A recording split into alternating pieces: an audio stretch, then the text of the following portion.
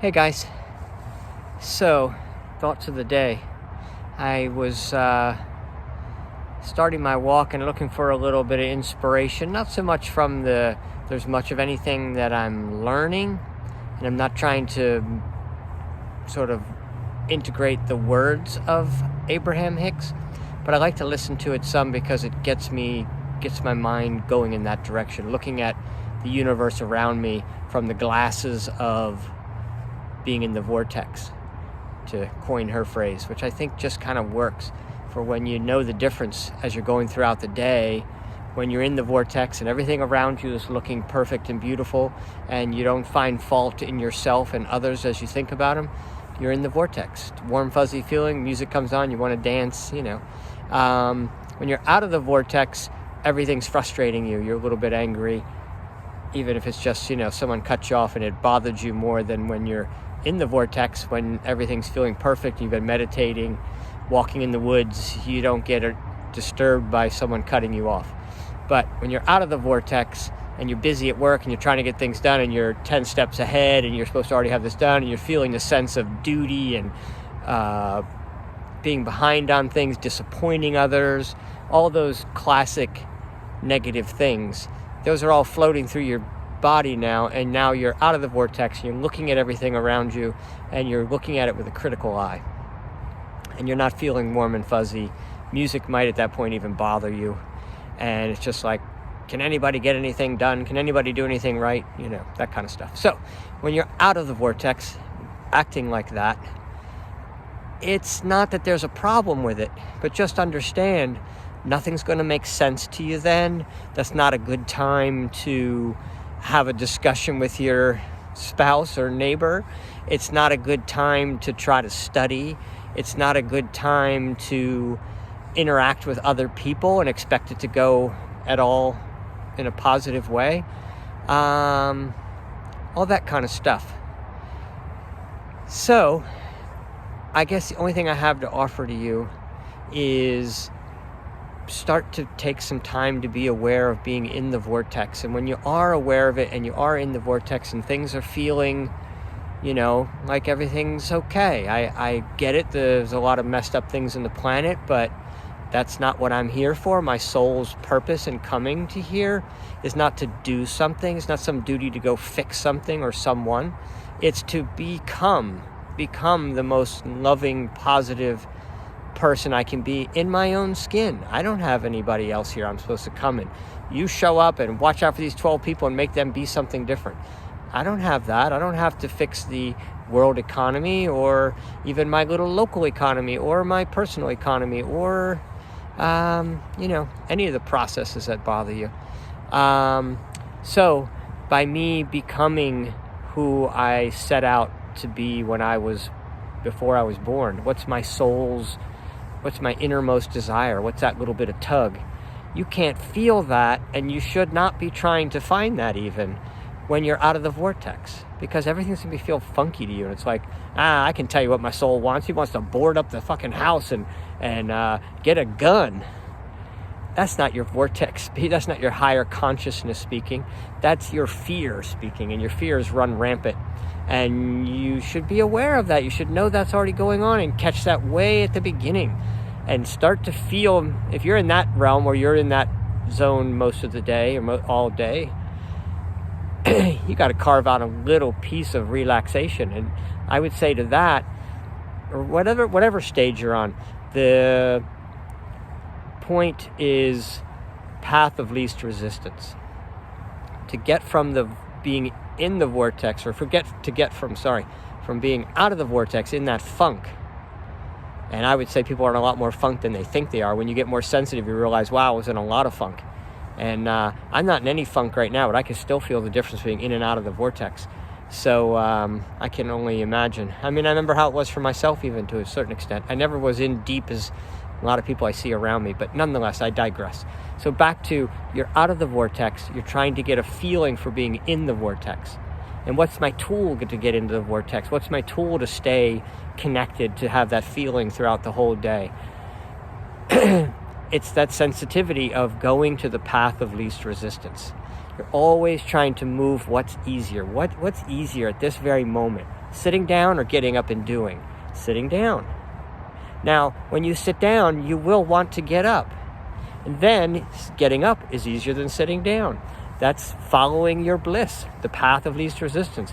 That's very subtle, very simple, but it is kind of that simple. But then you get a little bit more deep and you might say, should I be more about trying to push or assist other people in this spiritual journey that I'm talking about right now, of going from in the vortex to out of the vortex and back and forth and trying to live your life in the vortex?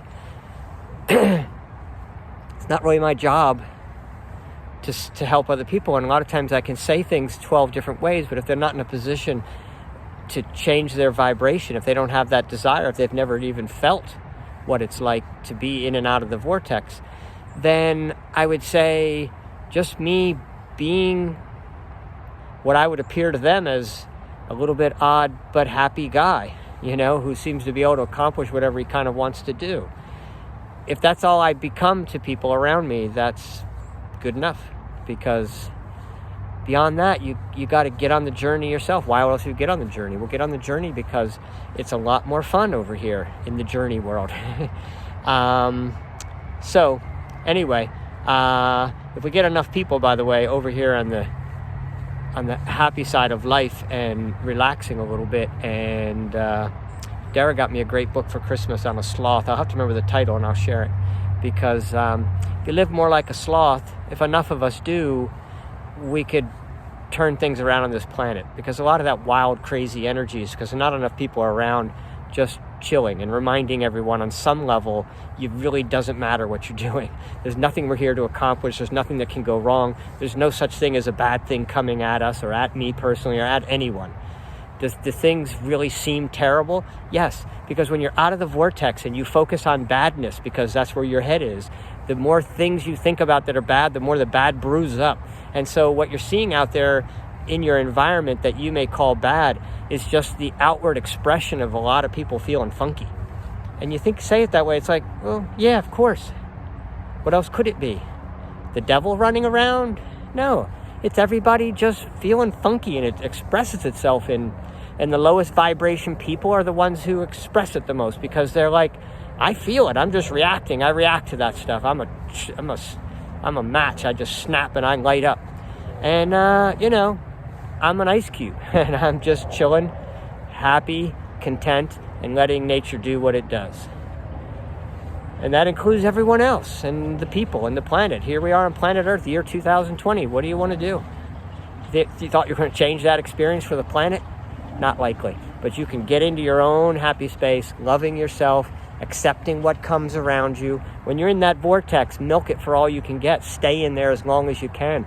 Keep pushing to simpler and simpler. And eventually, your mind goes, I gotta get back to life. And I got other people who count on me. And it's like, well, they're not really counting on me. They don't need me. And at a deep level, I can say, yeah, it's true, but I'm still going to get up and go be with them. So you'll have a natural pull towards busyness and doing and earning and all those kinds of things that you might be panicked about. What if nobody ever tried to accomplish anything? How terrible would the planet be right now? That's really not the way it would be.